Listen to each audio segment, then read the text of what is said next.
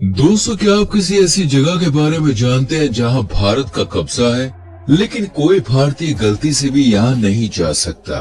एक ऐसी जगह जहां कदम रखने से पहले ही मौत दरवाजे पर स्वागत करने के लिए खड़ी रहती है। जी हाँ, हम बात कर रहे हैं नॉर्थ सेंटिनल आइलैंड की।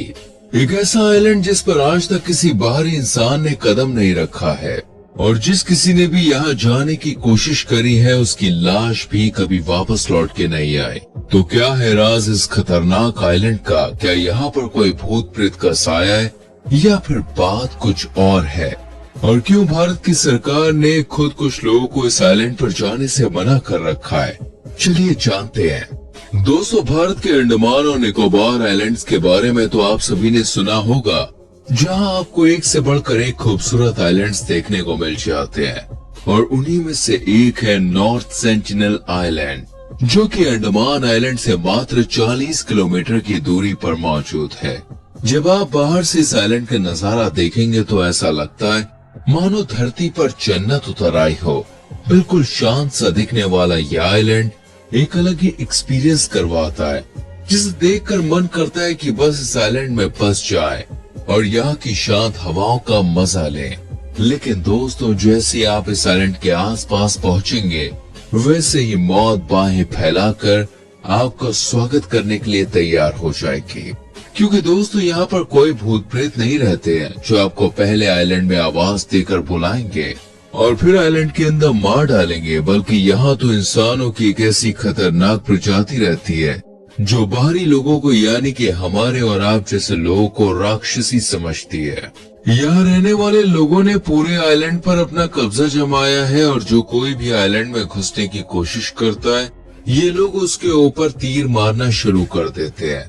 तभी तो जब जब कोई इस आइलैंड के अंदर जाने की कोशिश करता है, तब तब उसे इन आदि मानवों के खतरनाक वार का सामना करना पड़ता है, जो आइलैंड के किनारे खड़े होकर अंदर आने वाले लोगों के ऊपर बहुत ही बुरी तरीके से हमला करते हैं। ये लोग दोस्तों पिछले 60,000 सालों से भी ज्यादा वक्त से इस आइलैंड पर रह रहे हैं, लेकिन हम आज तक ये नहीं जान पाए कि ये लोग क्या खाते हैं, कौन सी भाषा बोलते हैं, और मात्र 23 स्क्वायर मील के इस छोटे से द्वीप पर सुनामी और तूफान जैसी कई परेशानियों के बाद भी ये लोग खुद को जिंदा कैसे रखते हैं। असल में दोस्तों, ऐसा माना जाता है कि नॉर्थ सेंटिनल आइलैंड में अभी भी पाषाण काल यानी कि स्टोन एज चल रहा है। अनुमान के मुताबिक यहाँ स्त्रियों और पुरुषों को मिलाकर तकरीबन 400 से 500 लोग रहते हैं।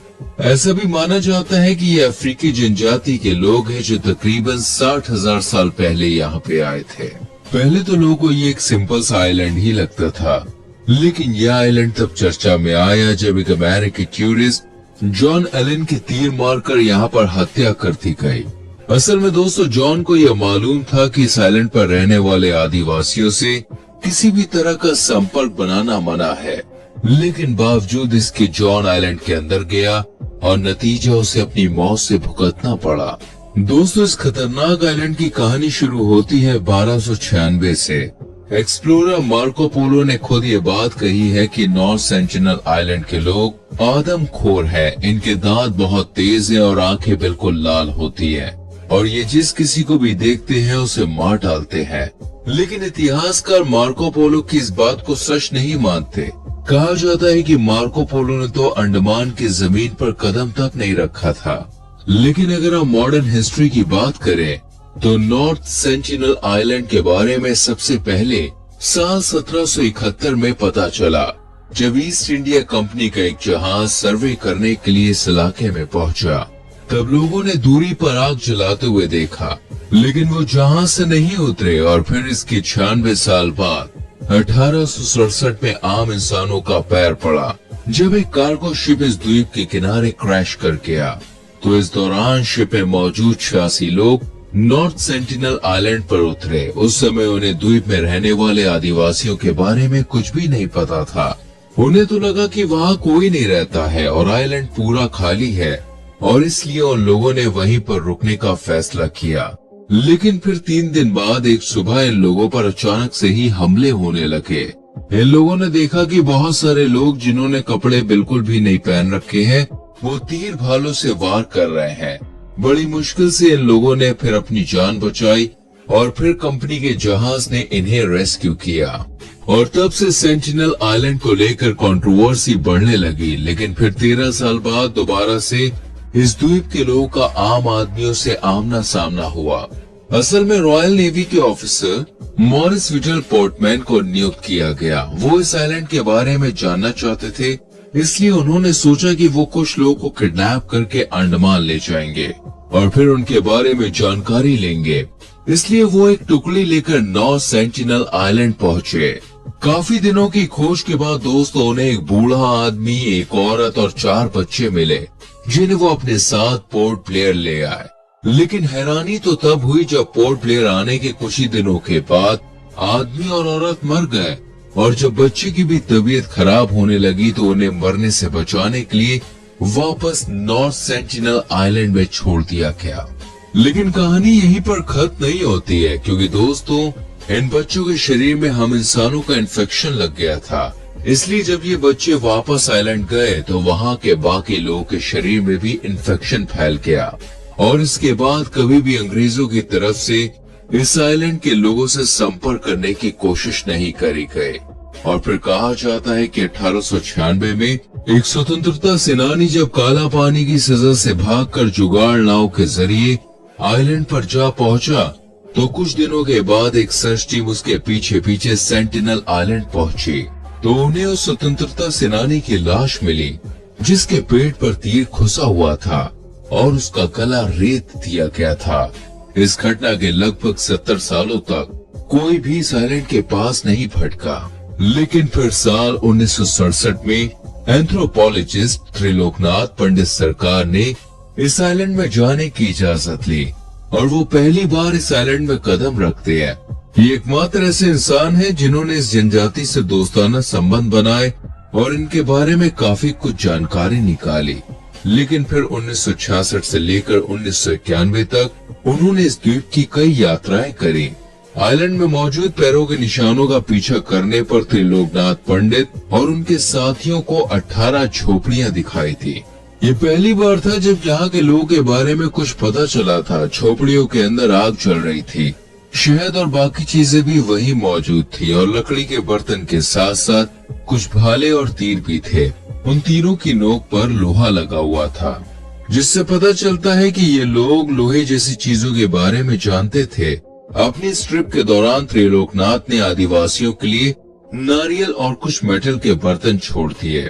साल 1970 में सर्वे के लिए की गई टीम ने द्वीप पर एक पत्थर लगाया जिस पर लिखा हुआ था ये द्वीप भारत का है। इंटरनेशनल कम्युनिटी में जब इस आइलैंड के बारे में चर्चे हुए तो 1974 में नेशनल जियोग्राफिक की टीम ने यहाँ डॉक्यूमेंट्री बनाने की सोची। हालांकि आपको बता दें, जब किसी गुमनाम जनजाति के साथ संपर्क किया जाता है तो कुछ खास तरीके अपनाए जाते हैं।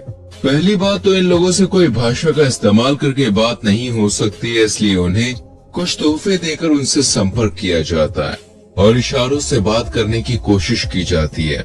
नेशनल जियोग्राफिक की टीम ने भी यही तरीका अपनाने की कोशिश करी, लेकिन जैसे ही उनकी नाव आइलैंड के करीब पहुंची उनके ऊपर तीर चलने लगे। एक तीर सीधा डायरेक्टर को जाकर लगा और फिर ये लोग चुपचाप वहां से वापस लौट आए। लेकिन अगले दिन वापस नेशनल जियोग्राफिक की टीम ने कोशिश करी और ये लोग आइलैंड के किनारे जाने में सफल हो गए। इस दौरान इन्होंने कुछ गिफ्ट्स छोड़े, जिसमें कुछ नारियल, कुछ बर्तन, एक प्लास्टिक की कार और खिलौने जैसे कुछ गिफ्ट्स शामिल थे। कहा जाता है कि आदिवासियों ने बर्तन और नारियल तो ले लिए, लेकिन गुड़िया और प्लास्टिक की कार को जमीन में गाड़ दिया।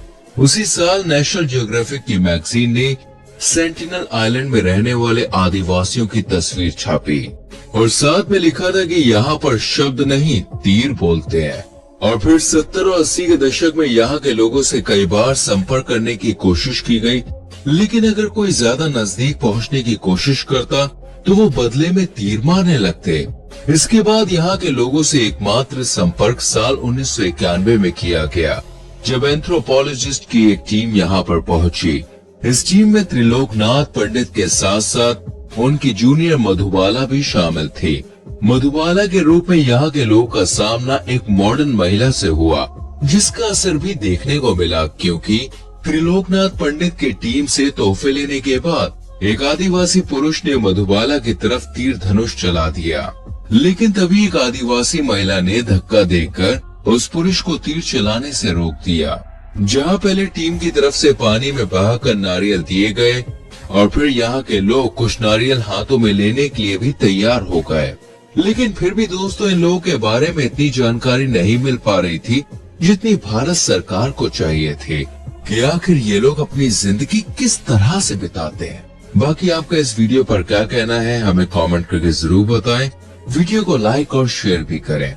आने वाली वीडियोस को देखने के लिए चैनल को सब्सक्राइब करके बेल आइकॉन प्रेस करें, जिससे आने वाली वीडियोस आपसे मिस ना हो। हम मिलेंगे आपसे अगली वीडियो में। अपना बहुत ख्याल रखें। Bye bye, take care.